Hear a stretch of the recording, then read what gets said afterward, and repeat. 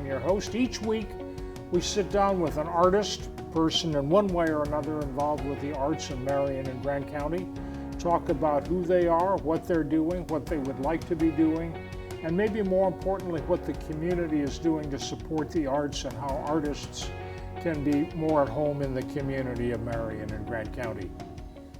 Our guest today is a person that many of you know because she's been involved in arts here for quite a while, Anne Maddox. Anne, welcome.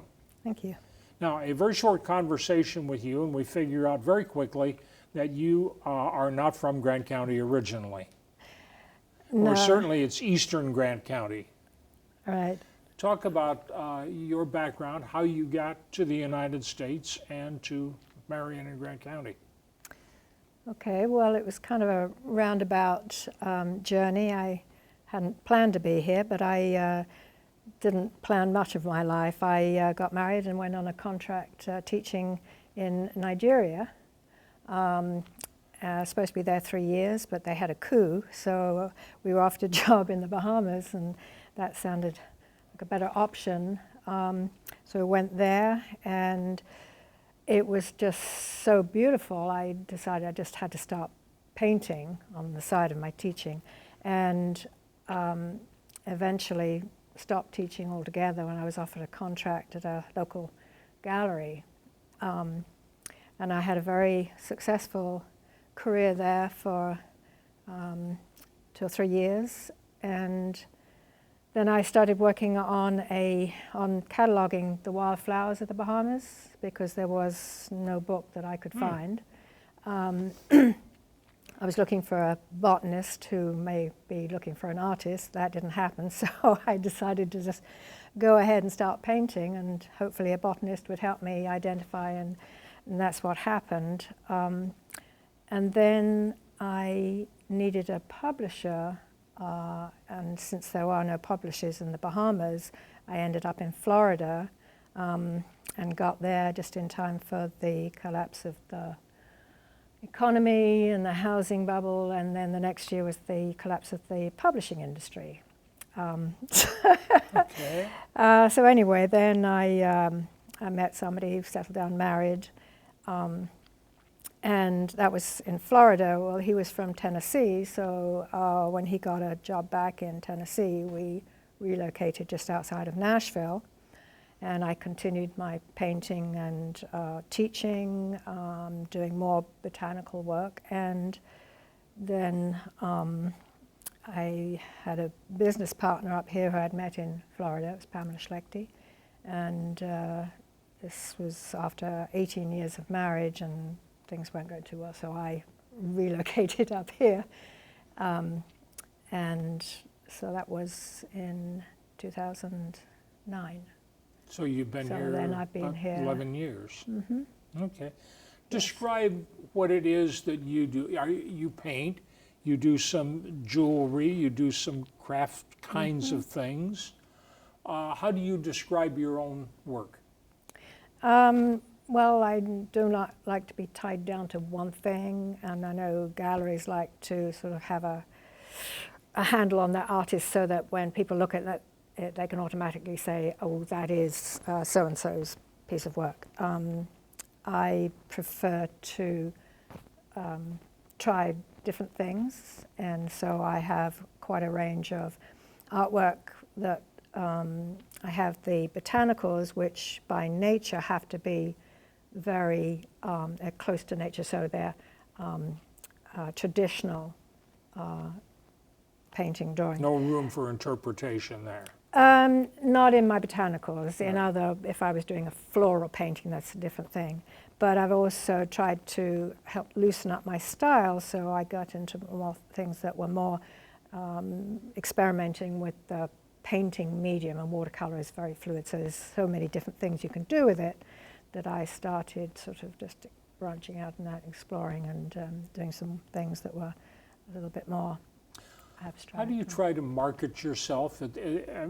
Harsh reality is it's tough to sell a lot of artwork in Marion, Indiana. Yes. Have you sought out galleries to display your work in? No, not a lot, because of the reason I already said, that they want to have a particular style. And I like to be independent, and because I do other things, I can very much sort of fill a gallery with all the stuff that I do, because I can also sew and do the jewelry and have other crafting things I like to get into. But I have tried to build up a name with my botanicals, especially the ecosystems. I started painting ecosystems. I have 3 completed and 3 on the way. And because I'm passionate about ecology and the state of what's happening in the world, I'm using that as a platform for teaching, because each ecosystem has its key. It itemizes everything that is in the painting. So it's not just a painting of flowers, it's a little slice of time and place, so that everything that is in the picture is to be found in that time and place. So it's got critters and insects and things in there, and that, as well as the flowers, and then they're all itemized.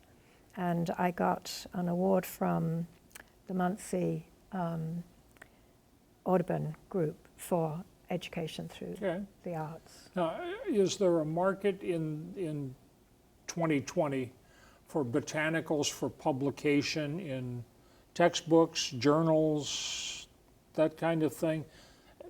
The concept goes way back. There were the very fine botanicals that were done 200 years ago, before photography. Does that market continue? It may.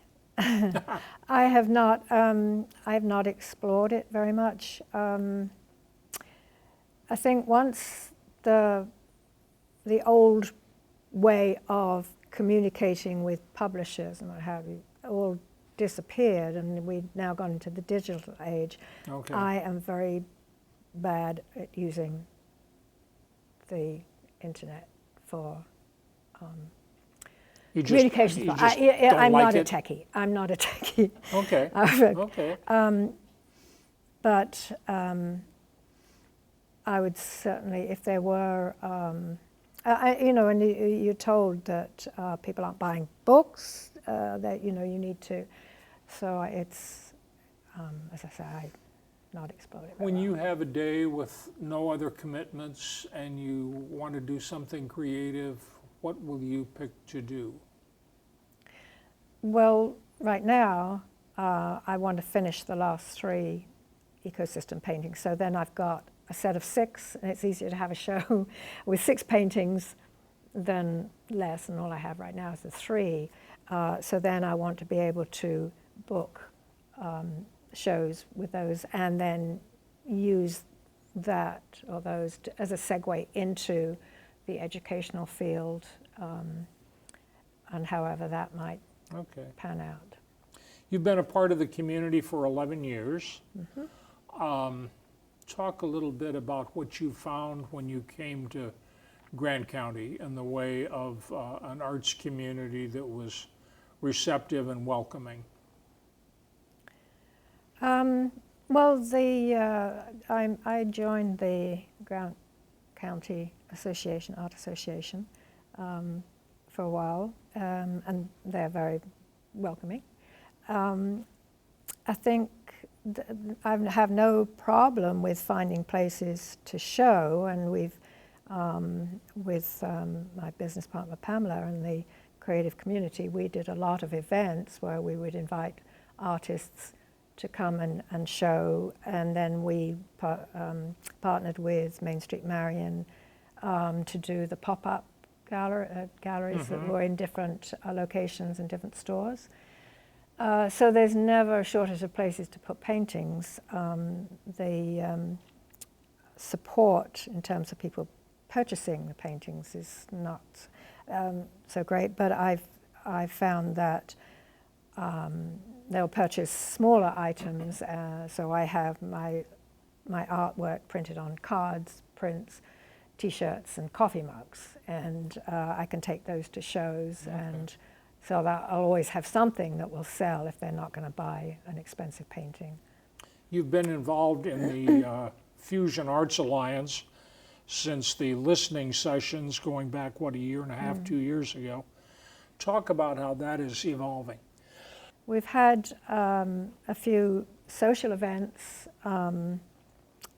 which unfortunately, because of COVID, had to stop. We have had one showing at the Sender Wellness Center. We have another one coming up. But it's been a tough year for everybody and everything because of the shows having to be cancelled. So just still in the beginning stages of getting something going and getting members. And what I would love to see is a gallery space downtown where we can have shows on a permanent basis and not just the pop-ups. Two-sided question here. What can the Arts Alliance be doing for Marion and Grant County? And what can Grant County be doing for the Arts Alliance? Substitute should rather than could. Now, are we talking about fusion arts? Or All forms of the arts. Well, because there was another group that I was hoping was going to provide us with a building where we could be centered. Okay. So that's high on the agenda. It is on my it's high on my agenda because until that happens, we're kind of fractured and looking for places. So that is really what I see as being the most important thing, because once you've got a center, then you can have all kinds of events and not just for showing artwork. We can have small concerts and other happenings. I think one of the things that came out of the listening sessions was that there were artists who were sharing common goals but had never met each other before, that sat around that table and were introduced to each other for the first time. Right. The idea of the building as a touchstone for all of this, is that a part of that, to bring the artists together? I think it would be easier. As I say, we were having some social get-togethers that had to be aborted. But if you've got a center where you can, artists know that it's there and that's where they're going to be able to meet people, it might help to bring people of like minds in. What role should the community be playing to make this happen? Well, if somebody has an available building that would meet the needs of the group, it would be nice to know about that. And if they, in order to obtain a building, there needs to be funding. So if anybody in the community is serious about working with artists and having an art presence in Marion, it would be nice if they would step forward and help that process. Would you like to have more showcases for art in Marion? Is the art getting the display that it needs? I don't think so, no. How do we address that? Well, as I said, my feeling is that we need to have a building that not only is suitable for the artists, but a place where the public would like to come to as well. Okay. Because not everybody will go to, say, come to meet the group in the Sender Wellness Center. No, Sender. Or the what's the I'm trying to think where we've been holding. Sender Wellness is at First and Washington Streets. Right, and it's not known to be a place as the Center for the Arts. Just if you have a developing place its reputation. Is, yeah. Right, and the kingdom is wonderful for And the kingdom socializing. is less than again, 100 it's- yards to the north right, and and west of there. Right. That has, it can accommodate so many people, but in terms of really having a place to bring the public and the artists together, I think we need an arts building. Okay. What else should we be looking at to encourage arts, both fine arts and performing arts? How do we get folks to come out and participate?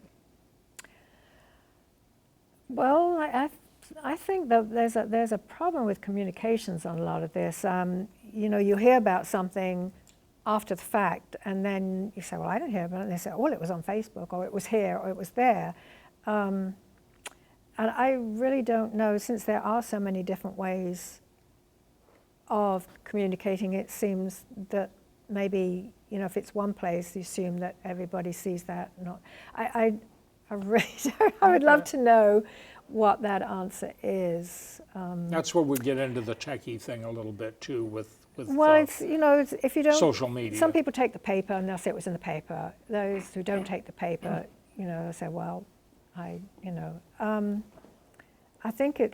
don't think it's just about the arts problem. It's a new kind of communication problem that almost too many is too much. Yeah. People used to go to one source. Anne Maddox, thank you so much for your participation today. Keep doing what you're doing. Keep participating in the arts, and let us know what we can do to help you. Okay? On behalf of the Fusion Arts Alliance, thank you for tuning in today. We appreciate your support, and we'll be back very soon with another artist.